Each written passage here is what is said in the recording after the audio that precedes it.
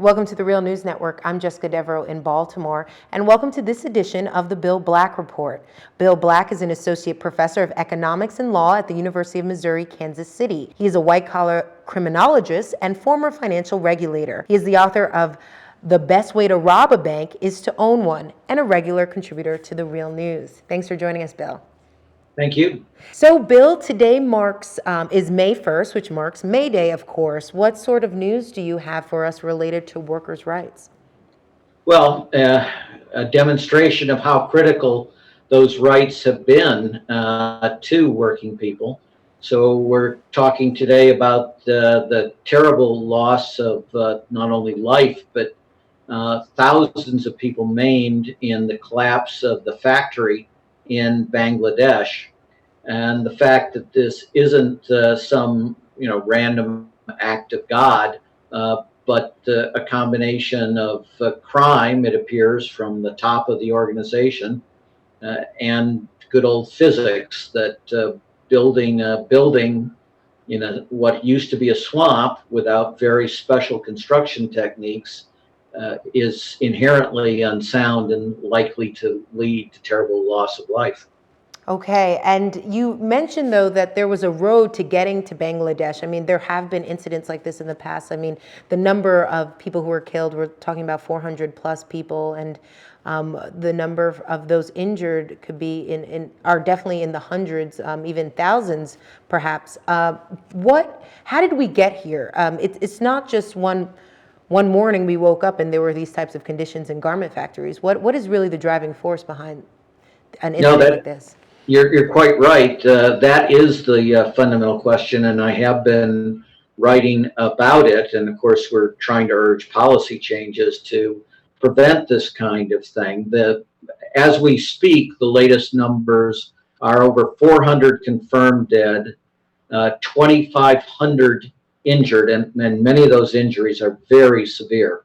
In fact, 3 of the recent deaths have been people in hospital, but many amputations, the usual type of thing when you have the collapse of a heavy structure. And a list of 1,300 missing. Now, that list probably has many duplicates, so we are hopeful that there aren't an additional 1,000 plus people dead, but we don't know. In any event, it's just the latest tragedy within Bangladesh, and of course, it's again not some random tragedy. These are acts of crime by people who profit not from the collapse, but from having cheap buildings and having workers suppressed to the point that the Pope, as we just hours before we spoke, the Pope said that these workers were living in conditions that he equated to modern slavery.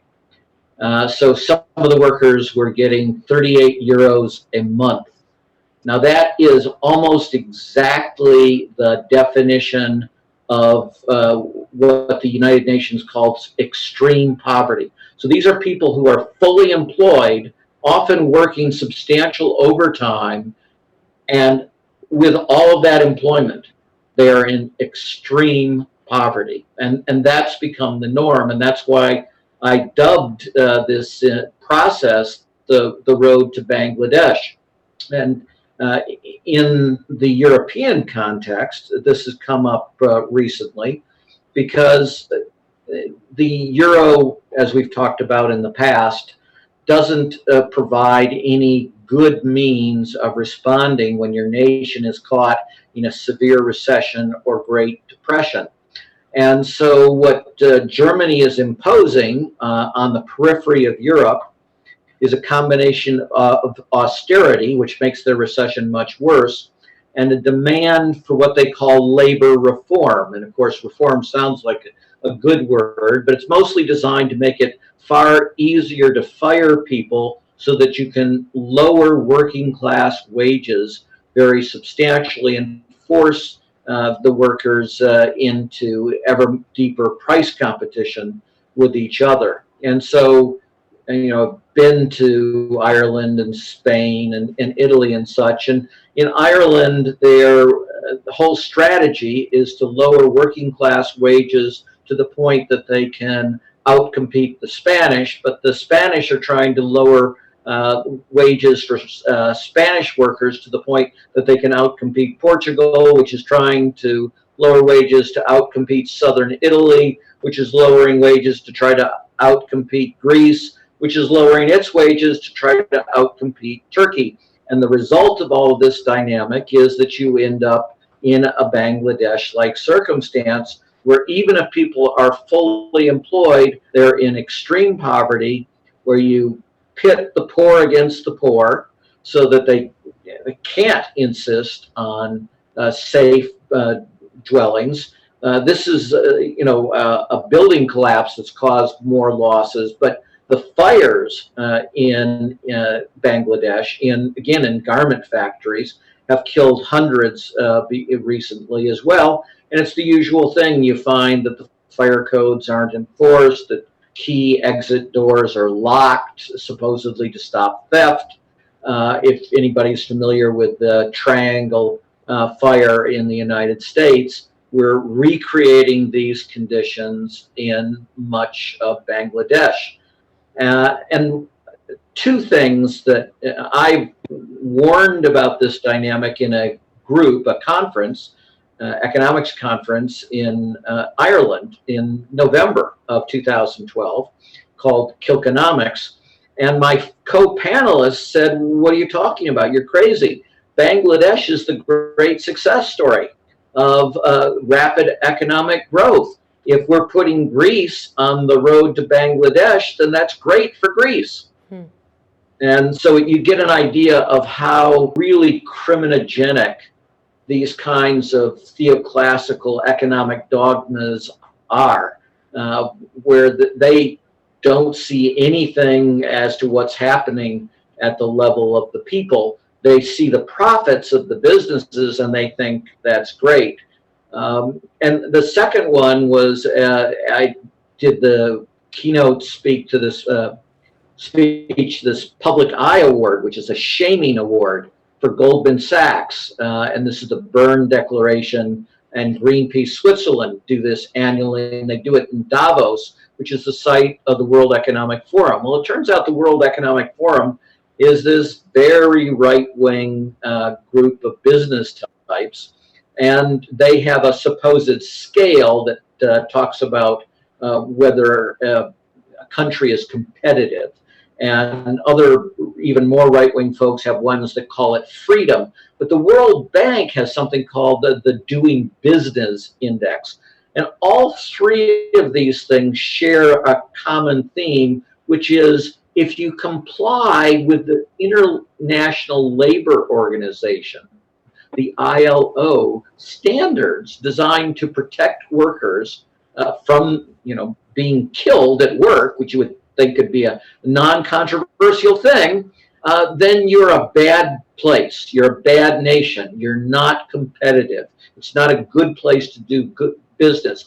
It's a place where you're denied economic freedom if you are protected from bosses like in Bangladesh who deliberately build on a swamp and then bribe officials allegedly to get the building done, and then tell you, even when the cracks appear in the foundational pillars, that it's nothing. The plaster is just rupturing a little, and the building's perfectly safe. And they tell you, go back and work, or we will dock your wages.